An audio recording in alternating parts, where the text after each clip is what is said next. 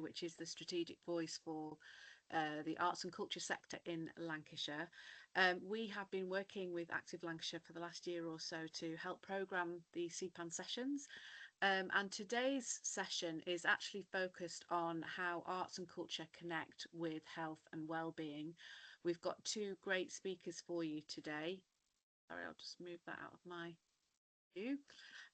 First of all, we've got Helen Gould, who's the co-artistic director of LPM Dance, which is a dance organisation that creates programmes of dance for people all over Lancashire and beyond. And in fact, Helen's joining us from Bucharest today.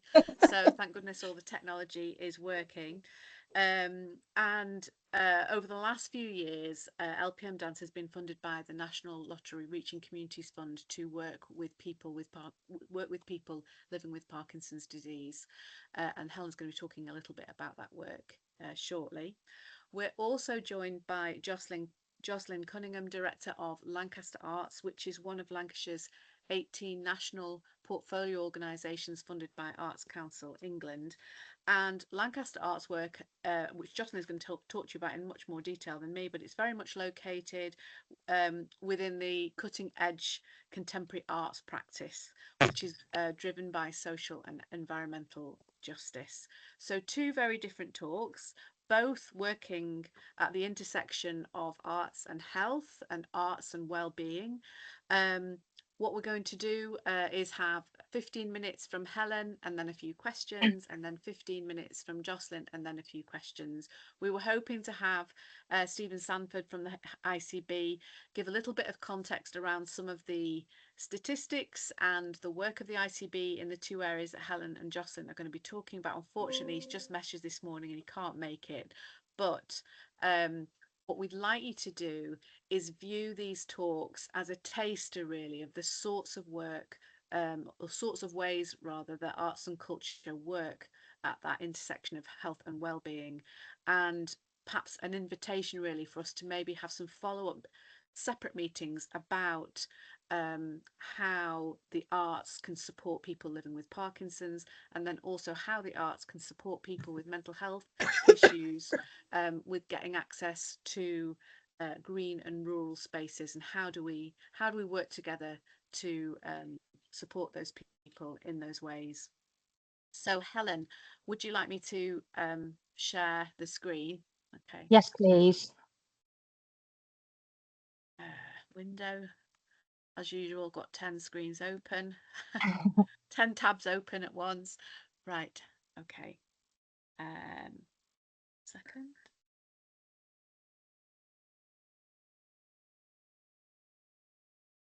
There we go. That's wonderful. Thank you, Alex. I'm just going to press my timer so I stick to my allocated 15. Fantastic. So, yeah, thank you for having me today to talk about Let People Move to LPM Dance and our wider Neuro Moves programme. Today I'll start just by giving a little bit, a very short context in terms of LPM and what we do. So we can have the next slide then, please, Alex. So as Alex said, we're a Lancashire based dance organisation. Could the next slide go up? Oh, thank you. Yeah, fantastic. Set up in 2012 by myself and my colleague George Adams, with a shared ambition to bring dance experiences to communities who otherwise may not have access to provision. Initially, this was set up through the development of small-scale performance work for non-traditional settings. And today, our ambitions haven't changed, but we provide opportunities for Lancashire communities that blend the participatory and performance practices. We have 4 integrated strands of work: dance and health, and that involves some geographical focused areas of work, namely in Wyre, in East Lancs and in Preston. And you can see then the bottom left-hand corner, that's one of our NeuroMoves classes in Preston. We also have performance and festival events. So those performances, you can see some examples there. We've got the Spectacles by the Sea works that goes into care homes, and the Doodlebug and the bottom right-hand corner that it's a multi-sensory work that goes into nurseries and for early years settings. And the festivals, as you can see, Amy, in the top right-hand corner there, aim to bring those dance and health communities from those geographical locations together with the wider public. We don't promote them as inclusive festival as such, but they're underpinned by inclusivity. And we program work by professional and community groups with and without disabilities. So our next one is on the 4th of July in Fleetwood at Marine Hall. So you can put that date in your diary. Research, our project work, we want to understand more about the impact of what we do and collaborate with academics and other researchers and other sectors to really raise the profile of that work. And that's one of the reasons why we're here in Bucharest at the moment. And then the international collaboration underpins and integrates within that work too. So next slide, please, Alex. Now about the Neuro Moves programme. What is Neuro Moves? So Neuro Moves brings people together living with neurological conditions. It started back in, our programme started back in 2018. I'd been working on the English National Ballet programme in Manchester and Liverpool for a number of years, and was interested in setting stuff locally in Lancashire. Mel Brierley, who's on the call now, who's a collaborator and long-term colleague, was delivering classes in Lancaster, and we teamed up to try and bring this really important work to wider communities in Lancashire. And today we have weekly classes in Haslingden, in Cleveleys, in Preston and in Grindleton, and online as well. On the back of lockdown, those classes have continued. And also on my slightly adaptive presentation, I'll also talk about there is a wealth of expertise in this area of work, this specialist area of work in Lancashire. Daphne Kushni is also online today. And of course, as mentioned, Mel Brierley. So they also deliver classes in Chorley and in Lancaster and up in Dalton as well. So I think that's important to recognise that we're actually really lucky to have that expertise in the county. So next slide, please. So why dance? We could do a whole presentation just about why it's important for us all, for all communities to dance, but specifically for people with neurological conditions, it's particularly beneficial. It provides multidimensional benefits. It supports, we know the research widely acknowledges that dance supports the symptoms related to Parkinson's and other neurological conditions by supporting motor control, improving balance. Due to the reduced fluidity of movement, it can improve the fluidity of movement. And when we talk about gait, we're talking about that uneven walking pattern that we typically see with people living with Parkinson's, or we can see with people living with Parkinson's. And dance can help even out that uneven gait, support with that. It also reduces depression and supports social connections and fosters the sense of community. Next slide, please, Alex. So I think the best way of us understanding what's happening and why dance is supporting our communities is to ask the participants themselves. And I won't read all of these out. This comes from different people in our Preston class. I'll let you have a little look through. But I think you'd agree that just looking at some of those, it brings people together. It's like a family. I just enjoy being together.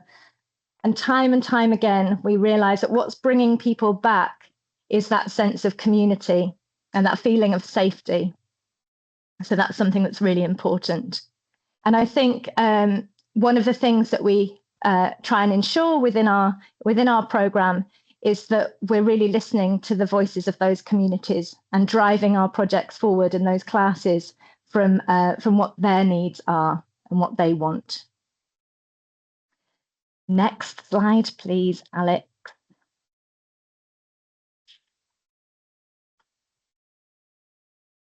Sorry, it's a little bit slow. I don't know why it's Okay. it's going great guns then, and then it's just stopped. It's just had a blip. 1 second, I'll just to the next one. Oh, thank you. That's a good way of doing it.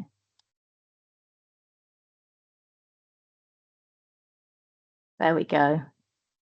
Wonderful. So in terms of our the practice that we embed within the sessions and why it works, and what is it? What is NeuroMoves? What is dance for people living with Parkinson's? So in the context of NeuroMoves, it's a multi-sensory and it's an artistically led creative practice. We're not going in as therapists, albeit that there are people who deliver for us who are therapists. The therapeutic consequences come out or are a consequence of engaging within the art. Some of the things that dance does that may not be present within other fitness and activities, we use music, and music supports social connection. It enables us to synchronize with other people. It provides what we call rhythmic auditory stimulation, or RAS, as it's referred to in the literature. And that also supports that uneven gait that I've talked about by bypassing these dysfunctions of the basal ganglia that we find in people with Parkinson's. It incorporates touch-based practice, as you can see there in the picture, which is so important for us all. We all need touch for our emotional support, and many of the participants who come to the sessions live on their own. But for people living with neurological conditions, touch can provide the sensory cues that they need to improve their motor control, as well as offering that emotional support. It's responsive to the needs of the group. And I think it's fair to say that every NeuroMoves class or every dance class for people living with Parkinson's will be different. They all are informed by the personalities and the characters that come to the sessions. And that's really important. And they can also be differentiated for the needs in that class. And dance is wonderful in that sense because it can be made fully inclusive. We try and work always on a 2-practitioner model, which means that we always have the support in the studio to offer people that may need to do a fully seated class, the opportunity to work with a dance artist, whilst one other practitioner is providing a standing option. And I think, we can work with people right up until we have some people in our sessions who come early since their diagnosis, and other people who have been living with their condition for many, many years. We had a wonderful participant, sadly, who's passed away last year, who came to the class that Mel was delivering up until 2 weeks before she passed away. And I think that shows it was such an important emotional support for her to come and join in with our group, and we were able to offer her some movement and some emotional support. The other thing that dance does, again, that's quite unique, is we integrate metaphorical imagery. And this I'm going to do a little bit of, you can try this at home. So what I mean by that is that if I ask you, please do this with us, with me, to lift your left hand towards the ceiling, you can all try it, and bring it down. And then I ask you to reach your hand towards a star and hold on to that star and pull it down towards your chair with all your might. We get a different neuromuscular action. And we integrate this metaphorical imagery as a way of improving our neuromuscular action, engaging more of the body. It's fun. And it also means that we can connect in our own way, in our own bodies. And some of you may have read some of that feedback earlier in the slide. It said, we do this, everyone does this in their own way.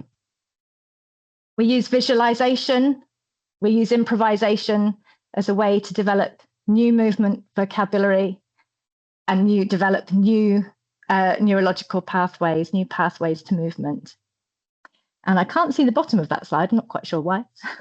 But it also integrates, what does that one say? Let me go into my thing so I can see it. I'm not sure why.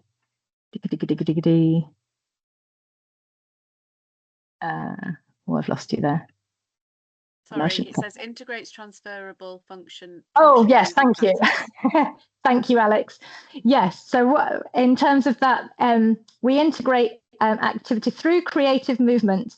Say, for example, furling up and unfurling your fingers, or working with our pincer grip. For example, I did an exercise a couple of days ago where we're imagining we have little wires and strings integrated within our body, and we're pulling out those little strings and connecting them to the environment around us. And those actions can support people in their functional movement when they are in their homes and in their everyday life. For example, picking up things or opening the jars of lids of jars and jam jars and things like that. Next slide, please.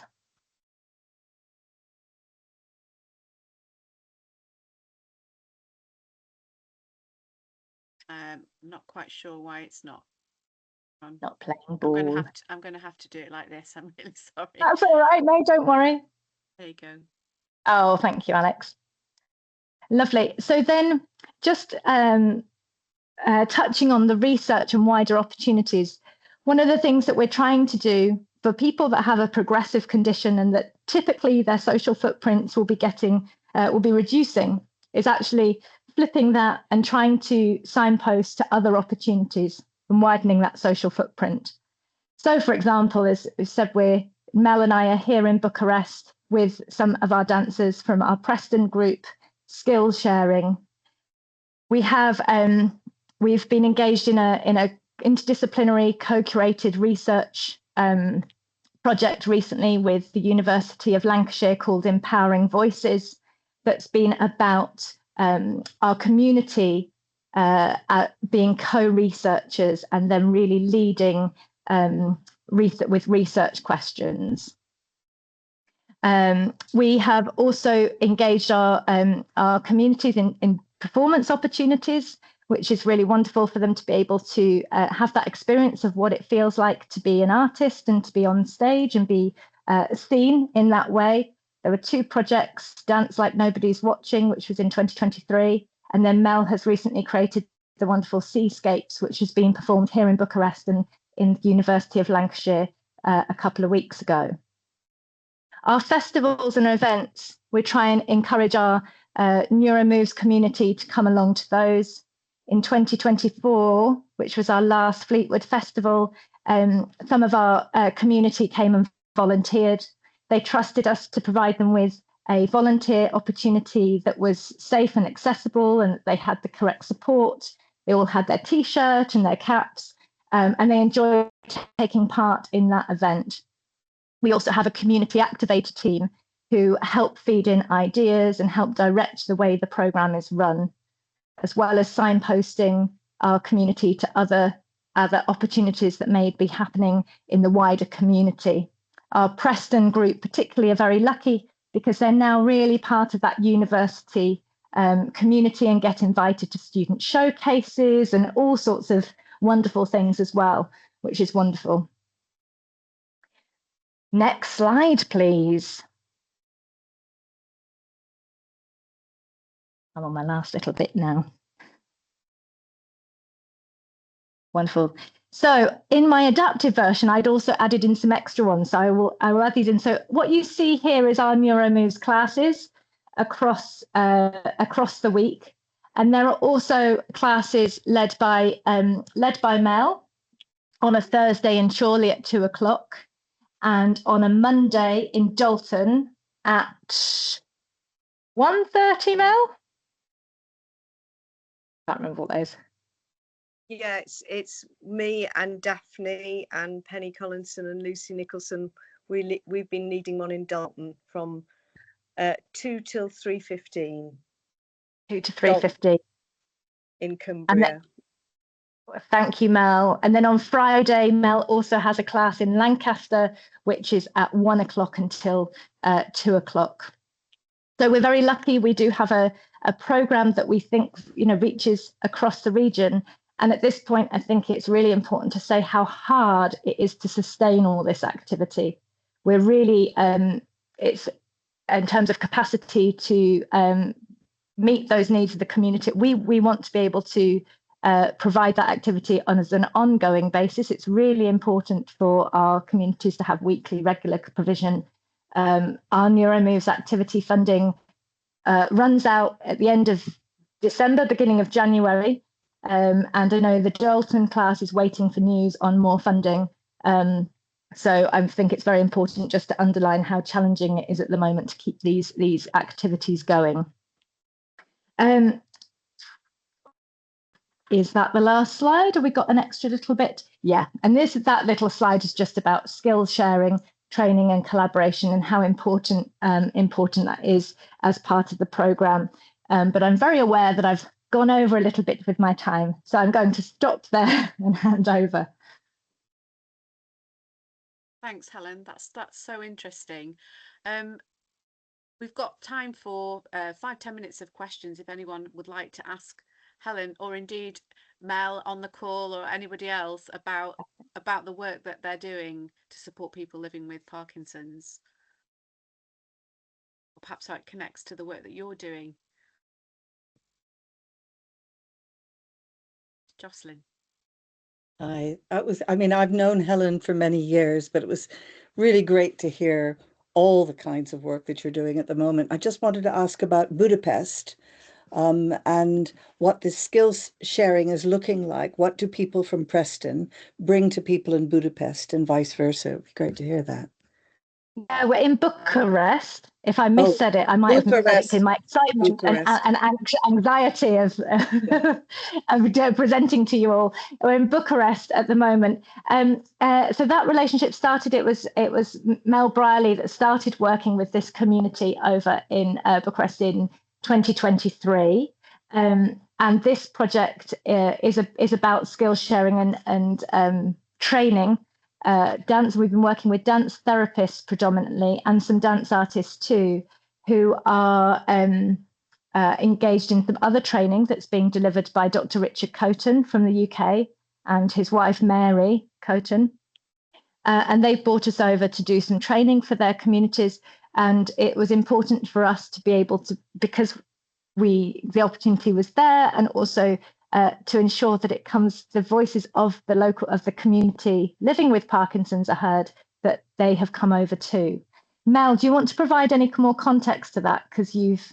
Yeah, sure. I can say a little. So it's a bit complex, isn't it, our relationship? Because I teach the Preston class for Helen's Neuro Move project, and I also work as an independent artist and researcher. But Helen and I have been increasingly working together. And it's the Preston class where the Empowering Voices research project has been housed.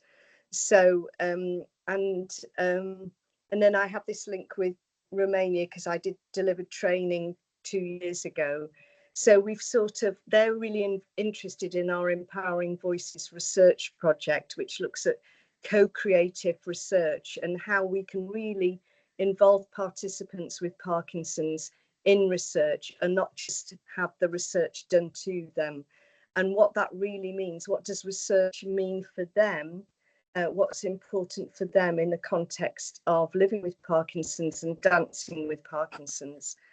So the people from Bucharest really wanted to come over and share how their work has developed in the last couple of years since I've been working with them. So they all came to the UK and joined in a whole series of work with myself and Helen and LPM Dance and other dance artists in the region as well. And they brought a performance, and we were able to all perform together. So the people from Bucharest, the people from the Neuro Moves class in Preston, and also we had a Sen Dance, which is another big dance company from Leeds who work with people with Parkinson's. So they came over. And then this week we've returned to Bucharest, me and Helen, as part of the Neuro Moves programme and part of this continuing research interest. and we've been delivering more training, haven't we, Helen? And we've done our Seascapes performance again yesterday. So it's a very rich thing, and we just had a meeting now deciding, well, what can we do in the future all together and what that might look like. And as Helen said, you know, there's this sort of wealth of practitioners in the Northwest, you know, like Daphne, who's here. I'm sure Daphne will say something in a minute, I hope. You know, who've been working with people with Parkinson's since, I can't remember which date Daphne started working, but I started working with people with Parkinson's in 2008, joining Daphne originally. So this sort of work has been going a long time. And I'll be quiet in a minute, but just to say that, you know, it's the real work of artists like LPM, like Daphne, like myself, who've really tried to develop the work over a number of years with very little funding and very inconsistent funding, and these projects are so worthwhile when you hear all the research evidence from people with Parkinson's. They really need these sorts of classes to help them live well and manage life on a daily basis. So that's what I'm going to say. So, yeah, thank you. Thank you, Matt. I didn't realise this was such an international call. Daphne, are you in Bucharest? No, I'm actually in Staveley in Cumbria, unfortunately. Oh, right. I wish I was. Do you want to add anything to what Mel and Helen have just said? Or well, just to first of all comment that I thought Helen's presentation was excellent. Having been in the field for so many years, I think 2006, I think it was, that really does encapsulate very, very eloquently what the work entails. And yeah, so first to say that. Also, just to add that apart from the funding issues, I think one thing that could be highlighted is the need for, I would say, that referral pathway. I worked in the NHS for until recently, actually, and there's a lack of referral pathways, and perhaps there should be more of an educational element for those working in the NHS, so they understand the bedrock of this, that it really does, it's informed by many different angles, and I think it will be a revelation. So social prescribing and referral pathways and conversations with the NHS would be really helpful to open it out to more people. well, that's certainly something we'd like to facilitate from today, if that's possible, to maybe have that separate conversation around that, because I think it would be really beneficial. I'm conscious of time, and I know Jocelyn's got to speak as well. So we've got maybe another 2-3 minutes on Helen, and then we really need to get on to Jocelyn's talk. So Alison has just asked, if funded, are you looking for more places and spaces to deliver more classes? I think we have to, yeah, we'd love to do more, but what we're really committed to is supporting the existing communities we have.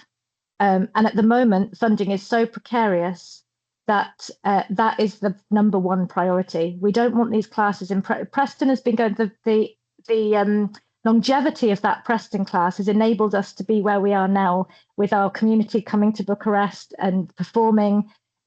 That's really, really important that continues. And I think the short-term funding is it's unfair on the communities to be starting things up and then the funding reduces. So, and our capacity, we're not a regularly funded organisation. We have no core funding. I'm an independent artist. I'm not on payroll for LPM. So the capacity is super stretched. So first and foremost, we need to make sure that the Dalton class, that all the Lancaster, all of those classes can continue for those communities. We know there's interest in and around Blackburn for more classes. And we also need to make sure that the practitioners themselves have the space, the trained practitioners have the space and time that they need to deliver the activity that they currently have, and that we have the support to bring in new artists and younger artists. At the moment, that's a real challenge, not just nationally, not just regionally, but particularly regionally, because we've lost our course at UCLan, at University of Lancashire, and the pathways for emerging artists and practitioners are no longer there. So I think we need to think about the wider strategy rather than necessarily right now establishing new work. Yeah, okay, thank you. That's another really important point which we'll need to have a separate discussion on. Daniel. Oh, hi everyone. My name's Daniel Baines. I work over in the plan care team at the ICB. So we've been focusing on a few different aspects of Parkinson's care this last year or so. There's probably quite a bit to say, but I'm conscious of you wanting to move on time-wise. So the main question I had really was, I really like the presentation. I think it's really great what you're doing. I think awareness is one of the biggest questions for me. And I noticed, Daphne, you mentioned about referral pathways. The main question I had, are our providers, mainly the hospitals and the nursing teams that work in the community, aware of your service?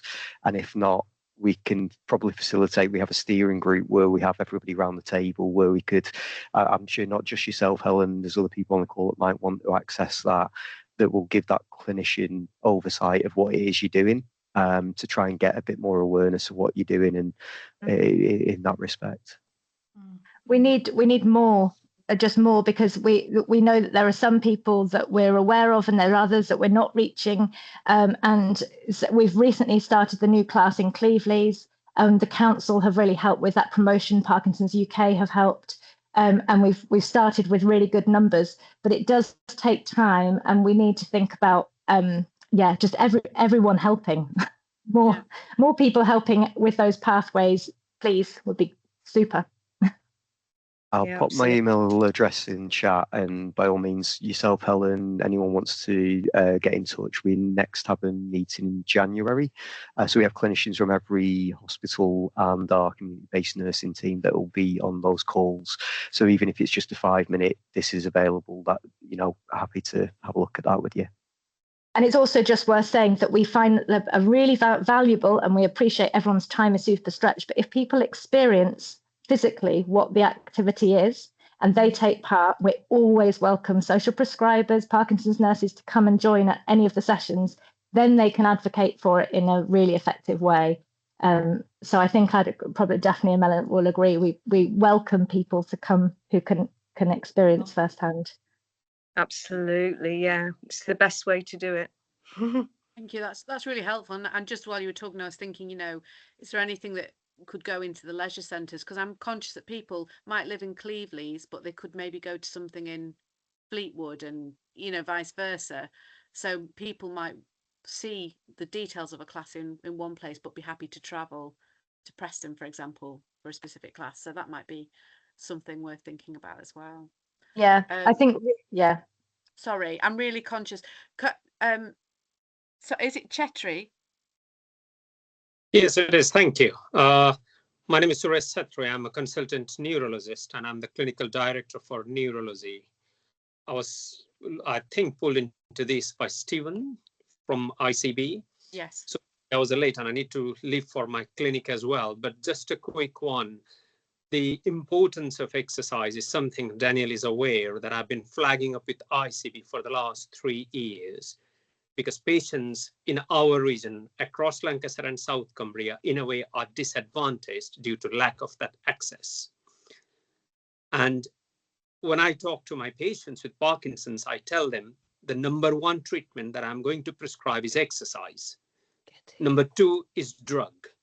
Drug doesn't come before exercise. Yes, drug helps, but unless you exercise, your long-term outcome, unless you don't exercise, your long-term outcomes are not going to be as good as those who do. Yeah. That then leads to the next question, where can I access it? And this is where it saddens me that our patients have very limited access because there is no support out there. And hence, in those steering groups in Parkinson's meeting, I've always said, we need a dedicated physiotherapy and occupational therapy colleague. We don't need many. You need one for the whole region who can go around and teach and support other community teams. And such things do obviously come with a price tag as well. And I'm aware how strapped we are in the current times. So if, I suppose if anyone can put up a sort of a, plan for how our patients could be supported across the catchment, that would be very welcome. because the Parkinson's excellence data is very clear. If you live in Lancashire and South Cumbria, your chances of being admitted to the hospital from a fall is higher. Your chances of being an inpatient is higher, and the chances of dying in a hospital is higher. And when we talk of preventative medicine, to me, in patients with Parkinson's disease, that exercise is a preventative medicine. Number one. Number two, it is that shift to the left, wanting to move patients out to the community, reducing that hospital attendances. I hope I have said my feelings. That's all I had to say. I need to get to the clinic in the next 5 minutes or so. Thank you. No, that was great Thank points. you. Thank you very much. We will follow up Very- on those. Thank you. Right, thank you very much. So, Helen, that was fantastic. I hope that some connections come from that. Jocelyn, would you like to share your screen? Let's see if this works. Share. Here we go. Can everyone see this? Yes. Yeah, excellent. Okay, everyone. I've got about 5-6 slides, and then I've got a little film that's about 5 minutes long. So I'm hoping that there'll be enough time for conversation afterwards. So just a little bit of context for us, which I think is important. As Alex mentioned, we're part of the national portfolio of Arts Council England and have been for 20 years, but our context is within Lancaster University. So we work across the university with health, engineering, sociology, everybody. But also we work beyond the campus. So we have an art gallery and a concert hall and a theatre, but 40% of our work we produce that happens outside in Morecambe, in the Forest of Bowland, wherever it might be. So our work is public facing, but it includes partnerships with academics and partnerships with people who come to see the work and with artists. So that's why I've put this particular artwork, which is actually in our collection. It's an artist called Peter Liversidge. And just picking up on some things that some of you have already said, we just don't do work that is to people, however wonderful the project is. How we work with people to create the work is essential and core to what we do. What else is, I think I'll just, Alex, you're very kindly mentioning our emphasis on social and environmental justice, and that does pin everything we do, but we also work very closely with place and what people mean by it. And I think the project that I'm going to talk about really overlaps a sense of belonging, identity, and thinking about the environment perhaps differently. So there's overlaps. This is a festival that we ran in the West End of Morecambe over a year ago. It was a series of shipping containers and arts projects that happened over the beach. But I picked this because of the quote at the very top: "What we know and understand, we come to love, and what we love, we will protect." That's Aldo Leopold, who founded the national parks in the United States, amongst many other things. But this particular project was very much focused on enabling what people feel about nature, not assuming that they already think that that's something that they have a relationship with. And even though it was clear that people were fascinated by the projects, engaged, there was singing in nests that they built, mostly what people experienced was a profound connectedness. I think Helen mentioned the word safety, and there's something about people feeling that they can have a conversation with a stranger, that they have connections with people that they might not otherwise have, that really developed into the next project I'm going to talk about. So over the last year, we've been involved in a national project called Nature Calling, which is funded by Arts Council England, DEFRA, and the National Landscapes Association. And if you're not familiar with them, they are the newly named areas of outstanding natural beauty. And this was focusing very much on what connects us all to nature, but also very much around thinking about access. How do we understand access better, particularly for, in our region, all of the urban conurbations that surround the Forest of Bowland.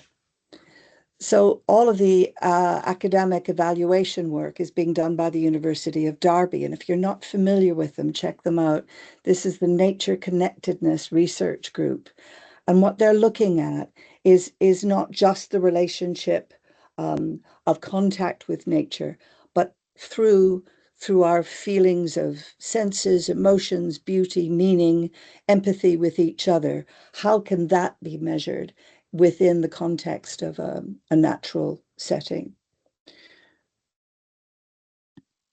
So our project was called Are You Lost?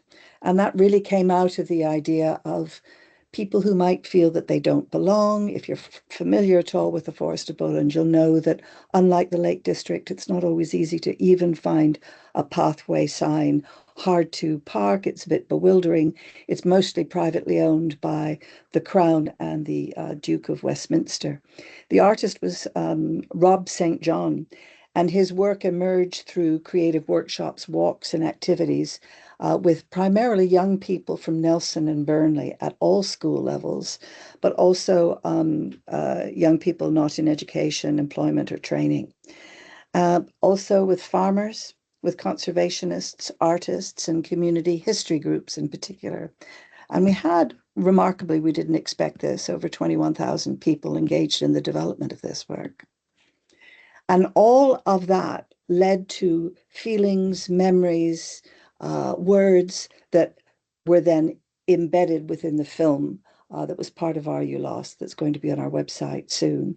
And I just want to point out, there's 10 fantastic podcasts that Rob created that are with the group of people I've just mentioned, from farmers to history buffs to unbelievably remarkable young people. So we did 3 festivals, one in Nelson, one in the middle of the Forest of Bowland in Dunsop Bridge, and then the final one in Gisborne. And then Rob's work went to the British Textile Biennial, and then we showed it also in the gallery here.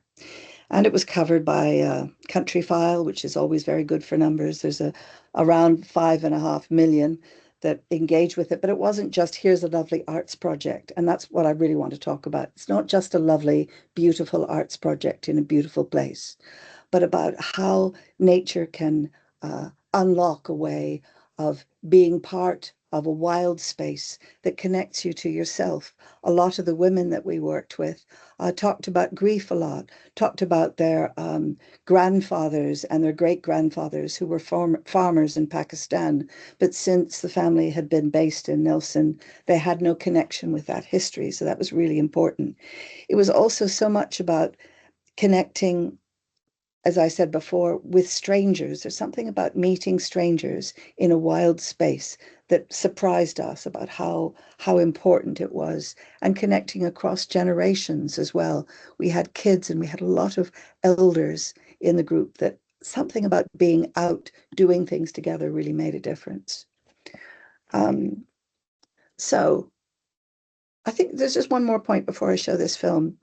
I think when I started this project, and we did it very much in partnership with the National Landscape Association, the Forest of Bowland, we perceived the project as connecting people with the Forest of Bowland. And then the more we understood from everyone that Rob was engaging with, we realized that wild spaces are everywhere. Of course, they're not just in extraordinary areas of outstanding natural beauty. There's wild places down the road from where I live in Lancaster. There's wild places in Nelson. If you look outside the window to Pendle Hill and you live in Nelson, then wildness is part of your kitchen, part of your everyday life. And I think we've got to get away from thinking that we need to move people, hence transports issues, from where they live to these wild spaces. There's something deeper there. And just the last thing before the film, I think one of the remarkable things about the arts, knowing that there's green prescribing and everything else in the mix, is that working through the arts, where imagination and human connectivity can come together, especially in natural settings, we can work in a more sustainable way going forward. I didn't want to come today and talk to you about this great project that we've done. It's more an invitation to how can we build on each other's work and continue the story. We've built really strong relationships with Forest of Bowland, with farmers. where does this go next? How can we build on that together? And that felt really important to say. So here's a little film. I'm going to apologize. There's quite a bit of me in it, and I was exhausted at the end of the day, but the other voices are much more interesting. Here we go. Just get it to start.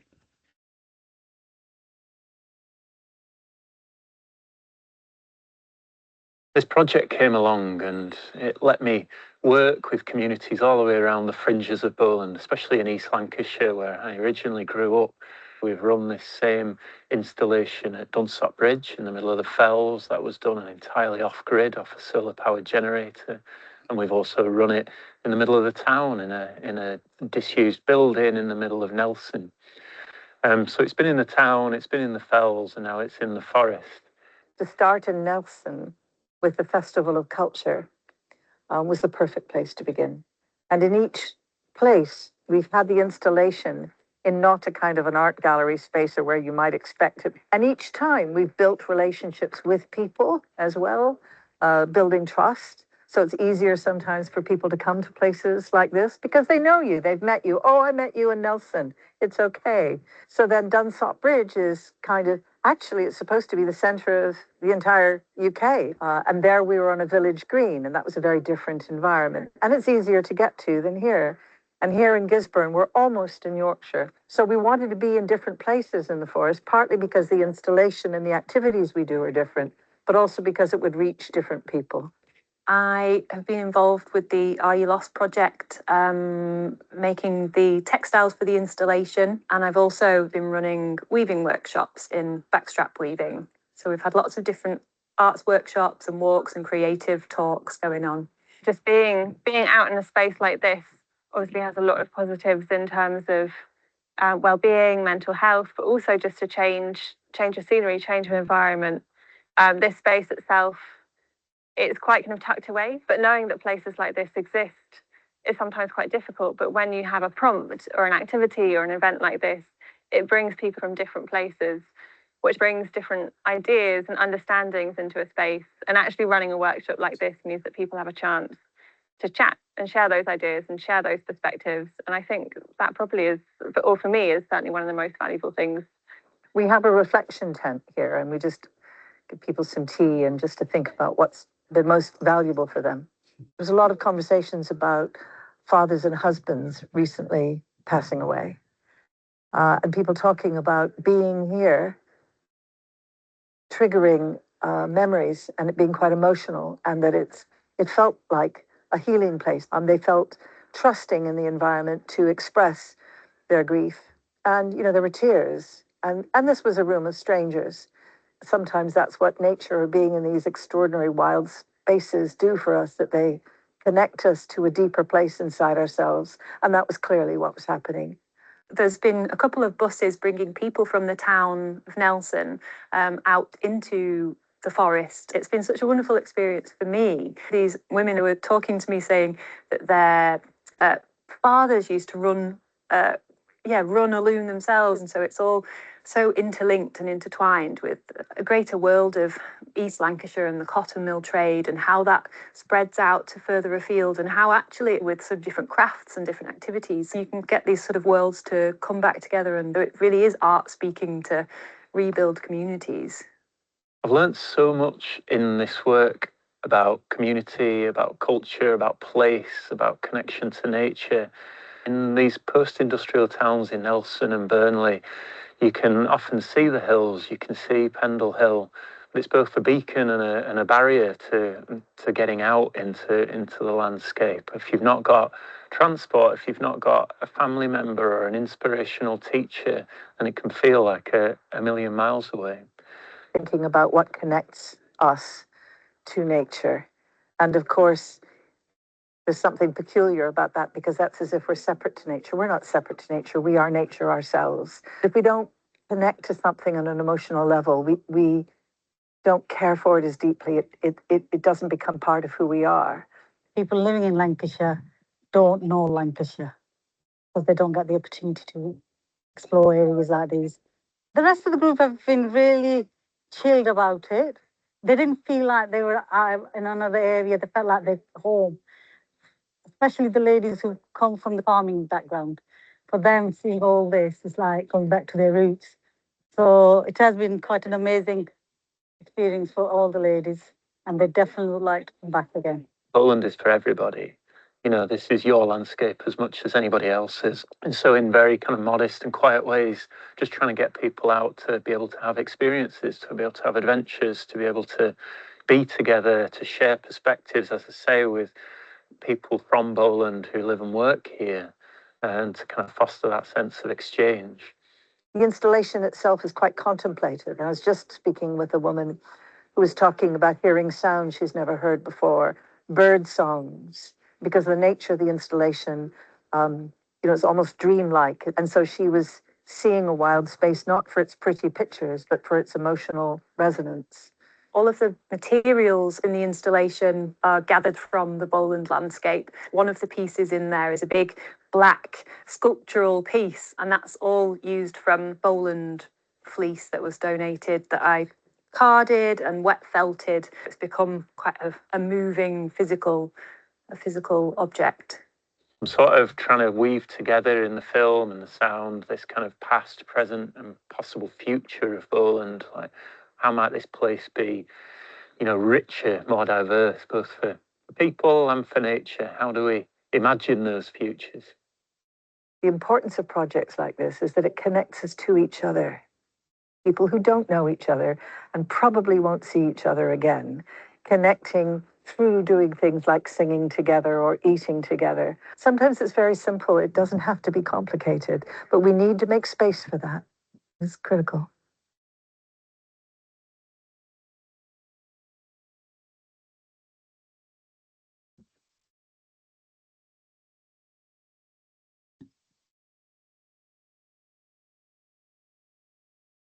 That's it.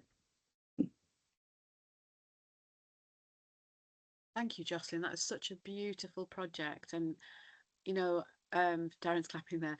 I think a vista is so important, isn't it, for getting that sort of distance and that clarity around some of the things that you might have been not wanting to think about. And I think there's a huge connection there, as you were saying, to processing grief is a big thing. So I just wondered, has anyone got any comments about that? Because, a lot of the people on this call are perhaps involved with people who are going through a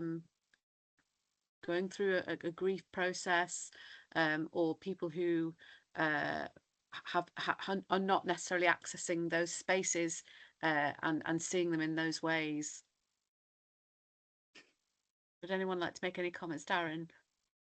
Yeah, thanks Alex, and thanks Jocelyn. Amazing to see really and listen to, and certainly from being part of a project that engaged with Rob, particularly you mentioned earlier on the country file thing. I did get my face on the country file video and filming in the background, so just want to throw that out there. But no, I just want to make the link across to physical activity as well, and I think the really importance of getting people out into nature and using physical activity, arts, history, all encompassing really. And I think just from my experience with the young people that we engage with on the project through the Yes Hub, some of these people have never been out in Nelson, and it's literally on the doorstep. So yeah, anything that we can do to continue to support these messages and these kind of projects. There's lots of promotion at the moment around getting into the outdoors, so let's keep these conversations going really. Yeah. Thank you. I mean, are there any sort of, like, within the ICB and within sort of the sort of leisure sector, are there referrals for people to work with artists in this way, or to take part in walking groups and things like that? Is that ever part of the referral system? Shall I answer that a little bit? Maybe there's someone within the NHS who would like to pick up on that. I mean, there is green prescribing. Yeah, and yeah, because I know the Lancashire Wildlife Trust do a little bit of that, don't they? Absolutely. There's a lot of that. I think what was different about what we did was that it wasn't about any one activity or one group. And I think that that's quite important. It was over a long period of time. And it was about creating something new, as opposed to going along on maybe a guided walk, and thinking about where this is, because you can get really caught up in transport for places like this, and that can kind of distract you. We created with people who came to Gisborne a manifesto for the future. And it was extraordinary that the vast majority of people who came to that, from all over the place, from farming backgrounds, from Nelson with Pakistani heritage, a real range. They all wanted to look at mental health and grief and addressing social isolation. So what worries me about just the model of someone signing up to do a walk, it's a one-off thing, or maybe they do 2 or 3, but what is the bigger picture that more collectively we can do under the auspices of something like an integrated care board, that there's opportunities for working across sector that can really open this up. You could imagine that, say, the National Landscapes Association, their interest would be in getting people to the Forest of Bowland, but they would say that's missing the point as well. It is a responsibility for us to find new ways of working with wild spaces and particularly mental health. Michael. Hi, everyone. I think you're on the referral pathway piece of this. I think there are lots of referral pathways, certainly that we're aware of, and we've set them up ourselves. And I think the general pattern is, once the people making the referral trust the referral pathway is going to be successful, then the floodgates kind of open. The challenging bit is getting that initial trust built up. It's ultimately people working with people, and from the outside looking in, a lot of people on this call, we operate leisure facilities that have maybe got a tradition of running exercise on referral programs, and that can be a lot easier to understand for a clinician potentially. The counter to that I would say, though, is that people that work in specialist clinical roles, in our experience, generally know about a lot of different, more alternative sessions anyway. It is just ultimately getting that initial trust built, almost trial and test, and then it can become a more sustainable offer. Thank you. Jocelyn, what would you like to see happen off the back of Are You Lost specifically, in terms of making that connection with health and health sector? Yeah, I mean, I think doing more of this sort of thing is helpful, so that it can kind of reframe what the conversation is about. The National Landscape Association nationally is going to be building on all of this. And for me, one of the connections is what was learned in the Forest of Bowland that might be shared with what was happening in Dorset. And there's commonalities and not. We're looking with the National Landscape Association at feeding into their 10-year strategic plan based on the learning of all of this. It's more than just kind of more projects. So one of the great things for us is that we work with Super Slow Way and with In Situ that are based in around Burnley, so that we're working more collaboratively with other organizations across the county to build all of this. But I did 3 or 4 years of work within arts and health in Gloucestershire. And one of the most effective things was bringing practitioners, artists, and service users together through singing, through walking together, as opposed to seeing it, there's the service user, there's the person with whatever community member, and we are delivering this to them, but to work alongside. Because I have to tell you, also working in a university, there's a very bottom line thing that the arts do, and that's cheer people up. And these are times where we need to be cheered up. And a consultant needs just as much cheering up as someone who lives in Nelson who never gets out. So I'm really interested in breaking down, the silos of how we work. And that was one of the great things about this project. If you listen to the 3rd podcast, which is the young people from the Yes Hub, they are by far the most inspirational. They researched so much about the history of the area. They were unbelievable. And one of them has written a blog, which I can send on to you. They were the biggest teachers in the group. So really trying to break down where we think learning comes from. Thank you. Laura. Thanks, Alex. And yeah, just building on what Michael was saying, I guess Yeah, in Blackpool, we still have our traditional exercise referral pathways, but again, with the place work that I'm now leading on, where again, Jocelyn, you've said there around that the wider system and bringing other partners into that conversation. Like again has already been said, it is about just working with other people, having different conversations. Let's see if we can drive those different outcomes. So I think it's starting to happen within Blackpool, and again with some of the place where we've got a creative movement conversation, so we're bringing those people together. Again, I don't need to sit here and tell you about Blackpool's heritage and the cultural history that we have, the dance, that creative movement. So I think there's there's that willingness to do things different. And again, if we can bring our health partners along on that conversation, then let's see what we can do. So Fantastic. Okay. That's brilliant. That's exactly the purpose of this session today, was looking at how we can work together and, as Justin said, build on what each other's doing by sharing practice and thinking and maybe coming up with something different. So thank you very much, Justin. That was absolutely wonderful. Helen's had to go, unfortunately. She's back delivering, but thank you so much for listening today and for inputting where you've been able to. We really hope, as we said, that this is the start of a series of conversations that we can have about the different aspects we've talked about today, and maybe some other ones as well. So Darren, how should we connect afterwards and determine what the best route forward is to get everyone together again? Yeah, I think that's what I'm going to ask really. We can do that. We can have that separate conversation and do follow-ups from it. So yeah, really important to do that. Okay, thank you. We've gone a tiny bit over, but really appreciate you staying on the call. It's been really inspirational, and I feel very proud of the quality and the just beautiful work that our sector does. Thank you, Alex. Brilliant. Thanks, Alex. Thanks, Alex. Thanks all. Thanks, Darren. Send the recordings out. Merry Thank Christmas, you. everybody. Bye. Bye. Right. Thanks, Darren. Oh, that was really good. Really It's really interesting, inspirational. isn't it? Yeah. And it just hits home, doesn't it? Everything kind of connects, in terms of, like I said, in the physical activity, mental well-being, history, arts, and different perspective of life and what's out there, really. So really good. It's just what we do. What do we do next? What do we do next? Well, what do we need to do? definitely a separate conversation about Parkinson's. That's 100%. Yeah.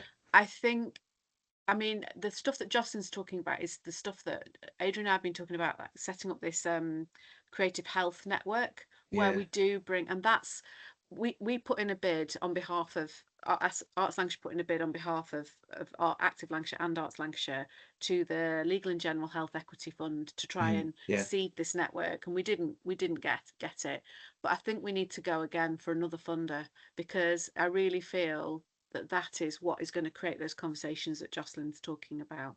Yeah, 100%. I mean, we've got some things bubbling as well in terms of the outdoor space, and it just hits home that we need to connect this across to arts and organise. I mean, Rob is absolutely unbelievable. What a guy he is, and the way he comes across is really inspirational for young people. He connects. Yeah. I don't need to sound really odd here, but when you listen to him on the video, he comes across as a really intelligent person, and he really is. But he can switch it off and connect with young people, that have that are neat. I watched it on Countryfile. I it's saw unbelievable, unbelievable. What an experience!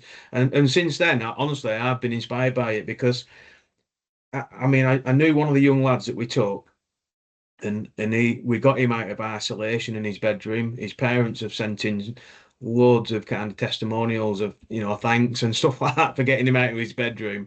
Anyway, we took him, and I'd met him a couple of times but never really spoke to him. But we obviously went in a taxi, so we a bit of a minibus kind of thing.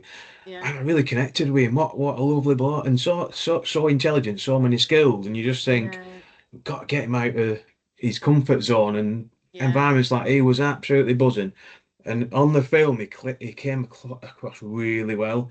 He said exactly what they needed to say, in terms of being inspired, getting outdoors and things like that. So, yeah, I'm really keen to get involved with any conversation. We have got a few things bubbling in terms of like outdoor education and activities. So, you know, certainly that crosses over. And one of the areas, obviously, is Trafford Bowland and places like that. So, Yeah. I had a catch up with the Yorkshire Dales Millennium Trust. So, Oh, right. they do a lot of work in the Yorkshire Dales, but also come over to the Trafford Bowland. They do a lot of things like meadow planting, they do a lot of tree planting, biodiversity type education work with schools and stuff like that. Loads of different partners that we could pull into, you know, separate conversations around arts, physical activity, mental well-being, etc. There's got to be something that we can do collectively. Absolutely. And I just think that by bridging the two together, we'll make more impact. Than just sort of separately. So yeah, I'm really pleased with how it went today. So thank you very much. Yeah, no And worries. I will